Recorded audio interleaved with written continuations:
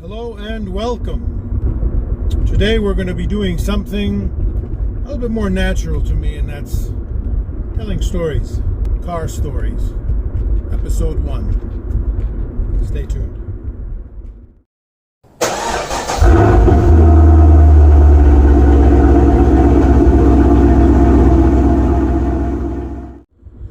So many moons ago, when I was still in the car business, buying, selling, fixing, shipping, brokering, the whole 9 yards, I was standing in line at the bank, and one of the guys that worked there, he was talking to somebody he knew, saying, my wife's telling me I gotta get that damn car out of the driveway.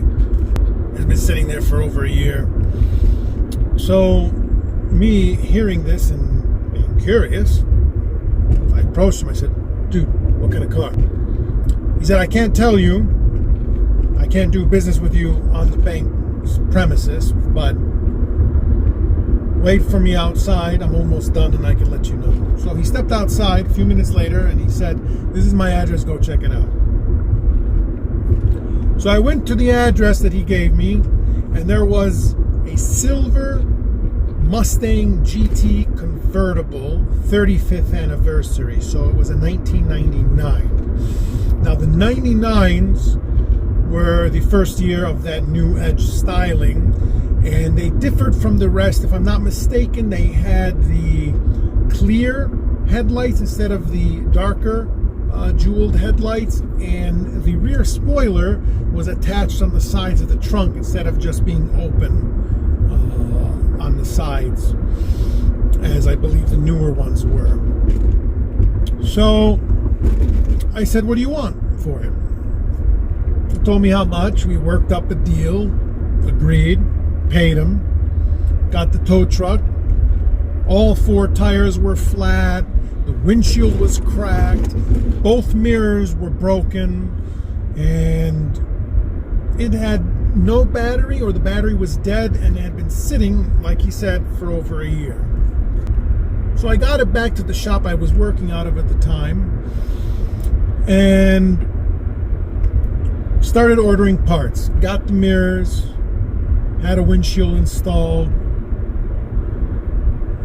cleaned it up, changed the plugs, changed the oil, filter, tune up, stuff like that, just getting it ready, and put new brakes on it, I believe, as well, and it needed tires. So I went to one of the local tire shops, and the guy who worked there, or who owned it, had a very similar Mustang. I think it was a year or two newer. And he had just put these big 20-inch wheels, which were in at the time, on it. And he told me, he goes, I've got the tires that I took off the rims that I sold. I said, show me. And they were Michelin Pilots in the proper 17-inch size. The car, by the way, didn't have the regular 35th anniversary wheels. It had the bullet style wheels on it. Really sharp looking car.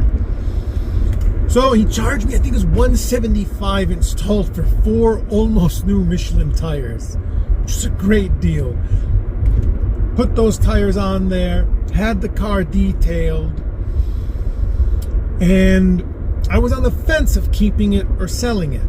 Now, why was I on the fence? Because it was an automatic. If it was a 5-speed, I probably would have kept it. It was a nice car for a kid like me at the time. I think I was 22, 23. It was perfect for me.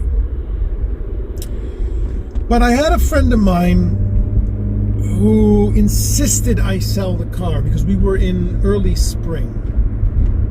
He said, you need to sell it, you can make a killing on it. I said, yeah, I don't know, I got a good deal on it. He goes, you need to sell it. So I put it up locally for sale, and some people that I knew, they were making me very low offers because I was a kid at the time. They were saying, you don't, I heard them say, as a matter of fact, they would say, you don't need to make all that money, and they would lowball me. But I held my ground. So this same friend told me, stop wasting your time and go take it to the auction. I said, what is it going to bring at the auction and it won't bring on the street? He said, take it to the auction. right now is the season for these cars. So I told him, sure, whatever. And then one Friday morning early, at something like 7 in the morning, he calls me. He says, did you get a number for the auction to run it through? And I didn't, because I still was on the fence about it. And he said, or I told him, I said, no, not yet. He goes, get up, get ready, call the auction as soon as they open. They'll give you a cancellation number, which is basically somebody who said, I can't make it, I'm not bringing my car. So I got ready, got dressed, got the car, went to the local coffee joint, sat there. I called the auction from the table I was sitting at outside, and this lady picked up, and I told her, I said, I'm calling from such and such dealership, wanting to see if you have any cancellation numbers. They immediately said, what kind of car do you have? I told them, Mustang GT convertible, 35th anniversary. She says, hold on. They transfer me to some guy who I believe he was the manager, and he says, I can get you the third number after the bank. So the bank would run its repo cars or whatever it had at the time, and then the general public's cars or the dealers would run. So he gave me the third number after the bank.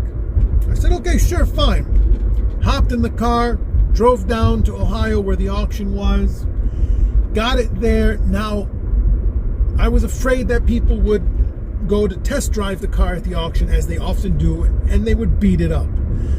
So I went and I found out which lane it was on, and I went to the lane captain who would tell the porters where to go, and I gave him $20. I said, don't let anybody touch this car. And just as I was giving him the money, somebody was getting in the car to drive it, and he told them, sorry sir, we're not allowing certain cars to be driven. He probably wasn't going to buy it anyways. As a matter of fact, I don't even think that individual bid on the car at all. Just wanted to drive it, which a lot of people do at the auctions. So the time has come. I'm standing up on the auction block, and here comes my Mustang. And I was young at the time, so I was a little bit nervous. And I get surrounded by all these guys who have big dealerships that I would see around.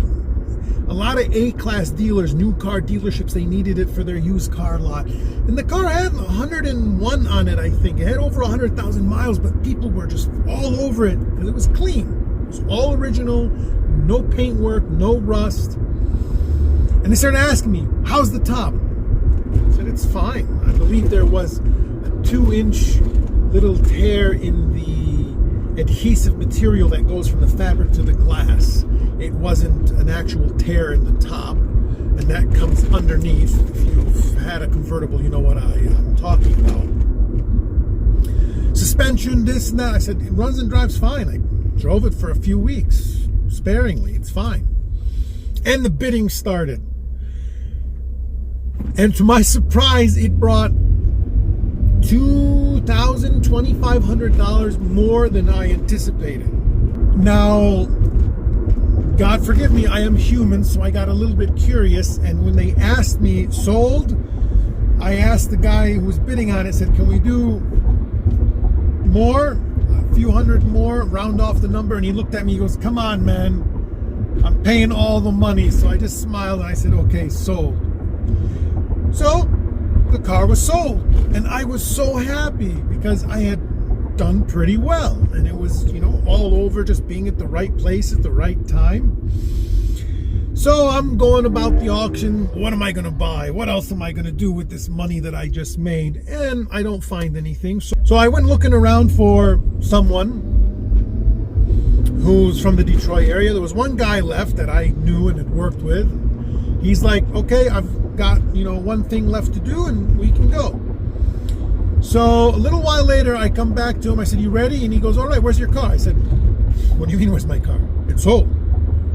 He said, what? I said, where's your car? He goes, I reran it. It's sold the second time. So here we are, two guys from Detroit, no one left from Detroit in the auction, and the auction's almost over. So I go back into the lanes, and the first car that pops up in front of me is a 1999 Infiniti i30 Limited with 149,000 miles on, 150,000 miles, something like that. And it was a little rough. It wasn't beaten up, it wasn't wrecked or anything, but it was just a little rough. So I just threw my arms up and started bidding on it. And the guy who was bidding on it looked at me, he goes, "What the hell are you doing?" I said, "I don't have a ride home. I'm buying a car so I can go home." So he walked away from it. The bid ended. The seller wasn't there. So we later got a call saying they wanted, I think it was like $3,800. So I told the guy, I said, "Listen, man, $3,800 plus the auction fee, another $145. I'm going to be at $4,000. He said, "What if we waive the buyer's fee and just charge the seller?" I said, "Okay, you're on $3,800. I'll take it." All right.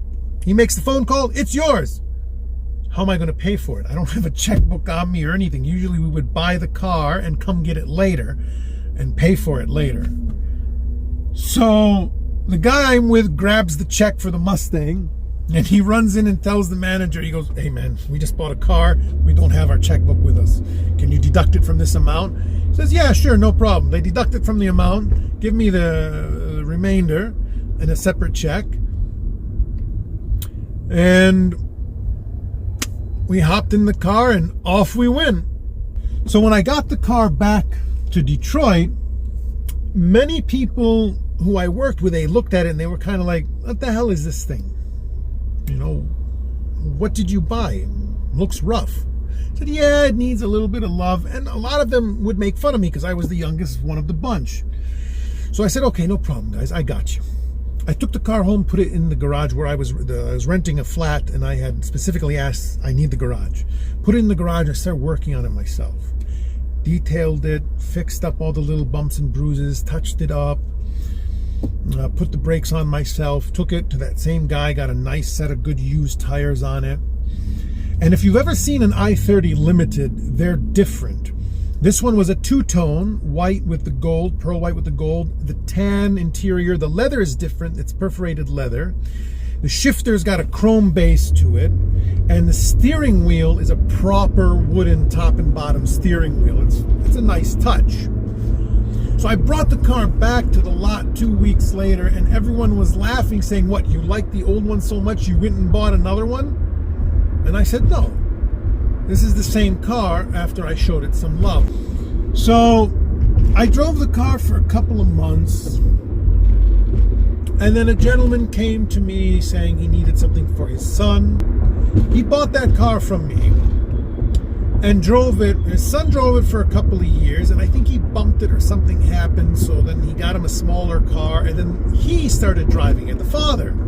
And this guy was, if I'm not mistaken, working real estate or something, and he had this Mercedes in the garage. And he would drive the Infiniti quite often, this old Infiniti, and to put miles on it, and not the Mercedes.